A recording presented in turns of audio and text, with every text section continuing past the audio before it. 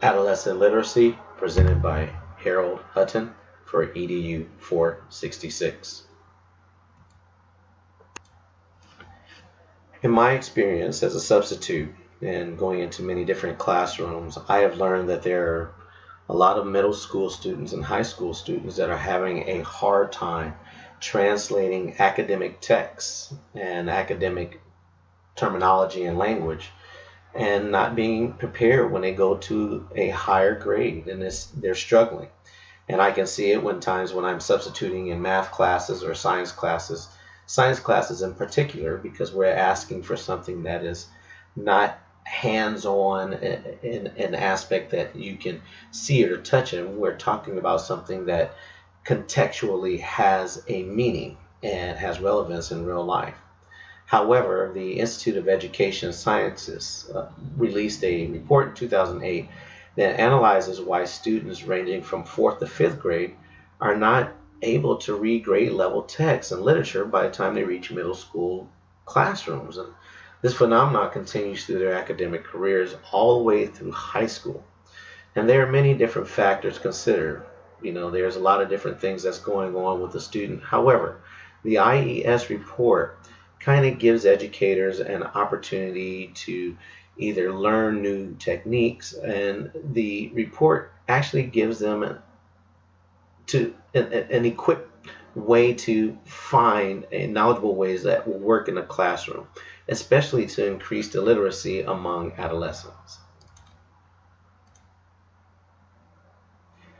Now, what's the problem? The main concern is that middle school and high school students of today have many challenges inside and outside the classroom, especially as they're going through their academic careers.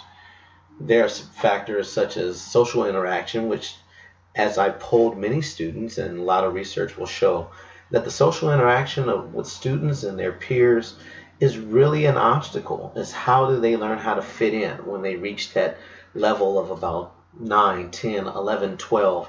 They're finding their peer groups and they're understanding who they are, and that is a huge thing when it comes to the adjustments in their academic careers. The transition from lower grade expectation to upper grade standards is a difficult obstacle for many of the students to overcome. And the academic translation of elementary texts, that seems to be the largest obstacle that many of the students are having, especially if the student is an English language learner.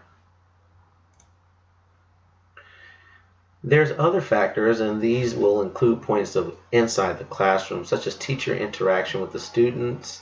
If you can't engage the student's not there to learn. He's going to find a different way to engage himself, and sometimes that's with behavior issues or just tuning the teacher out, and there's not a learning process going on there at all. Life at home, many of the students that I work with, their families work in agriculture, so many of the students have to walk to school before school is even open. They have to get their siblings prepared for the day as well. And the socioeconomic obstacles, it really boils down to the resources that each one of the students may have. So the IES has given us 5 different principles to follow and for teachers to utilize with the students to achieve literacy in the classroom.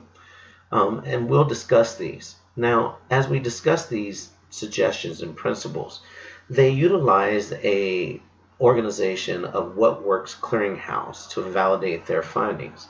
Now, the What Works Clearinghouse is an organization that uses experimental data from classroom and clinical studies to help to correlate and give educators an idea of their kind of going through the same thing that other teachers are experiencing. And by documenting different situations and occurrences, they're able to correlate that data to find the best uses and practices to kind of fit whatever situation another educator may be going through in a different area or region or in their process with the classroom.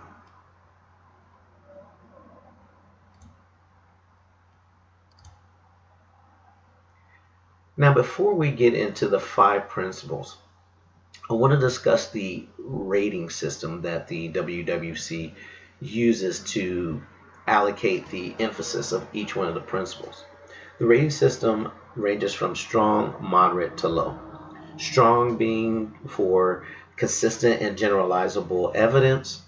Moderate will refer to evidence that allows strong causal conclusions, and low refers to something based upon opinion and reasonable extrapolation from research and theory. So, having that in mind, let's analyze the five principles.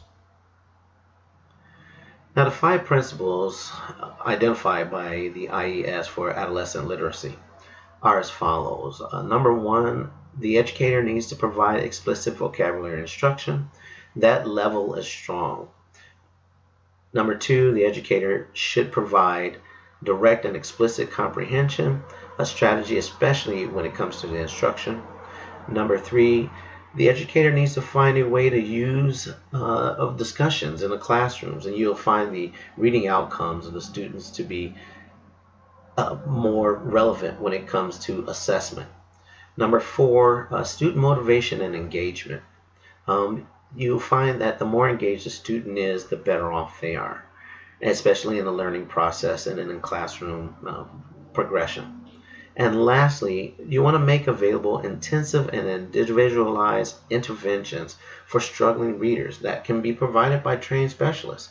There are a lot of RTI specialists. There are opportunities where the teacher can utilize lunchtime, reading enhancement, and utilizing the school's resources to provide the things that the students who are struggling in literacy, for them to enhance their capabilities. Now, the first two recommendations or principles, they are strong, and it is very important for the educator to provide explicit vocabulary instruction. That is the only way that the student will be able to align and correlate ideas and vocabulary in text, and that is the enrichment process of their vocabulary progression. And then second, to provide direct and explicit comprehension. The teacher should make sure that the student knows exactly what these words and this new text means. I think that is the most important thing when we discuss any point when it comes to literacy. As the teachers move forward in the classroom, there are evaluation foundations. Does the curriculum that they're providing, does it meet the standards? Does it meet the standards with the reservation for all experimental studies? And if it doesn't meet the standard, or doesn't show evidence that the standard is met, then it is not a good form of an evaluation.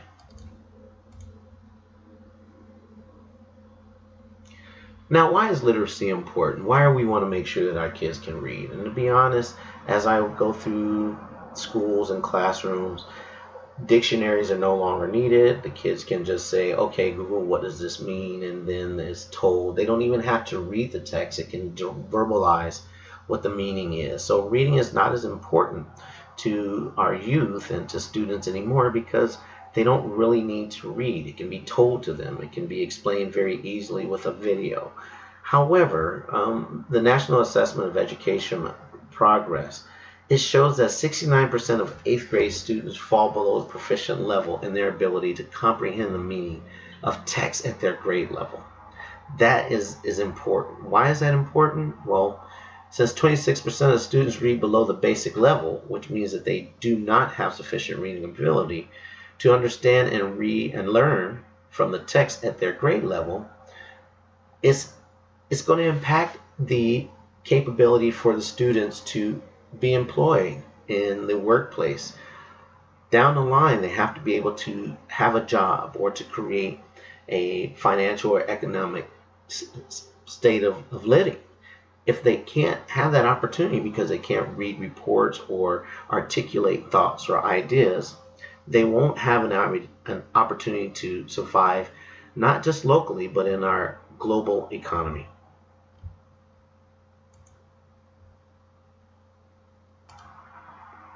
Now, the goals of teachers have changed, and this article analyzes different ways to increase literacy of the adolescent, because the need of an engaged workforce, again, is so important to the progression of our country, our society, and their success. Literacy is a skill that is needed by all to function successfully in the world we live. And It is the teacher and the school's obligation to provide every opportunity for every student to succeed in school and in life. If we don't give our students the tools to survive, then we have not done what we have set out to be as teachers. We have failed them. However, if we can ensure that these students have the skills to be successful and to be successful in life, then our job as educators has been a success, not just for us, but for our society well beyond us and for the families and the students that we serve.